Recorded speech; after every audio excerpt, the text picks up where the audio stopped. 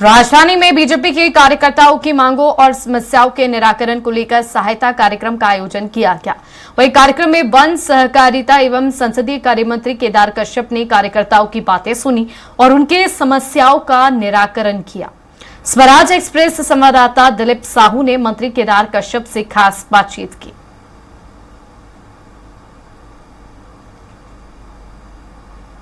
BJP प्रदेश मुख्यालय में कार्यकर्ताओं की समस्याओं को सुनने के लिए एक सहयोग केंद्र चल रहा है और इसमें बारी बारी से अलग अलग मंत्री पहुंच रहे हैं, कार्यकर्ताओं की समस्या को सुन रहे हैं। इसी कड़ी में आज प्रदेश के वन, सहकारिता एवं संसदीय कार्य मंत्री केदार कश्यप जी अपने कार्यकर्ताओं के साथ मुलाकात किए, उनसे सुने। आइए सीधे चर्चा करेंगे, जानेंगे किस किस तरह की समस्याएं इस बीच। देखिए, सहयोग केंद्र में अलग अलग विषयों को लेकर के, स्वास्थ्य को लेकर के, शिक्षा को लेकर के और अलग अलग मुद्दों को लेकर, निर्माण कार्यों को लेकर के लोग यहाँ पर आए हैं और बहुत सारे विषयों में हम लोगों ने संबंधित अधिकारियों से चर्चा की, जिला के कलेक्टरों से चर्चा की और उसका निराकरण भी किया है। तो सबके मुद्दे अलग रहते हैं, कोई व्यक्तिगत रहता है, कोई सार्वजनिक होता है। तो इस तरीके के मुद्दों को लेकर के विशेष रूप से कोई ऐसा मुद्दा जिसका तत्कालिक निराकरण कर पाए? एक तो हेल्थ के संबंध में था और दूसरा निर्माण कार्य को लेकर के था और एक मछली पालन को लेकर के था। इस तरह के मुद्दे हमारे सामने में आए और भी बहुत सारे मुद्दे आए और उन मुद्दों पर हमने तत्काल चर्चा भी की है। अभी राष्ट्रव्यापी एक बड़ा मुद्दा चल रहा है आप लोगों का, एक पेड़ माँ के नाम, क्योंकि आप वन मंत्री भी हैं। किस तरह से लक्ष्य तय किए हैं प्रदेश में और कितना अब तक पूरा हो पाया? देखिए, पूरे प्रदेश में लगभग 4 करोड़ का वृक्ष लगाने की तैयारी कर चुके थे और 1 तारीख से 15 तारीख तक पूरा एक पखवाड़ा लगभग 70 लाख हमारी मातृशक्तियों को हम प्रदेश के यशस्वी मुख्यमंत्री आदरणीय श्री विष्णुदेव साय जी ने उनके घरों में वृक्षारोपण का कार्यक्रम प्रारंभ करवाया है और महतारी वंदन के साथ में इस कार्यक्रम को जोड़ा गया है।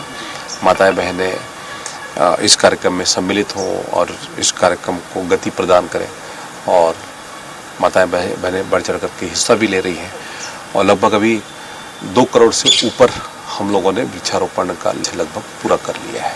आमतौर पे वृक्षारोपण तो हो जाता है लेकिन उनको फिर सहेजने और संवारने के जो काम है वो कहीं ना कहीं पीछे रह जाता है, जिसकी वजह से जितने वृक्ष बड़े होने चाहिए उतना नहीं हो पाते। तो इसके लिए कुछ विशेष व्यवस्था इस बात?